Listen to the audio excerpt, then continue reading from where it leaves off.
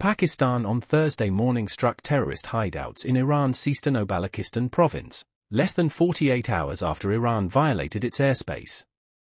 According to a statement by the Foreign Office, FO, Pakistan undertook a series of highly coordinated and specifically targeted precision military strikes, and killed a number of terrorists during the intelligence-based operation codenamed Marg Bar Samakar.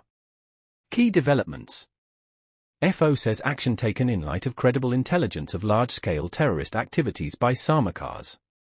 Iran says 3 women, 4 children, all non-Iranian nationals, killed in attack targeting village near city of Saravan. Pakistani strikes come after Islamabad downgraded diplomatic ties with Iran.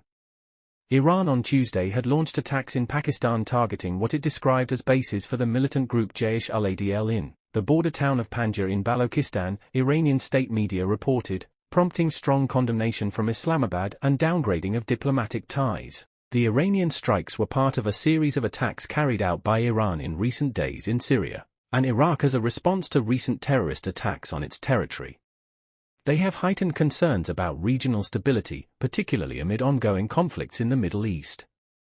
The FO statement on Thursday morning said, over the last several years, in our engagements with Iran, Pakistan has consistently shared its serious concerns about the safe havens and sanctuaries enjoyed by Pakistani-origin terrorists calling themselves Samakars on the ungoverned spaces inside Iran. Pakistan also shared multiple dossiers with concrete evidence of the presence and activities of these terrorists. However, because of lack of action on our serious concerns, these so-called Samakars continued to spill the blood of innocent Pakistanis with impunity. This morning's action was taken in light of credible intelligence of impending large-scale terrorist activities by these so-called Samakars.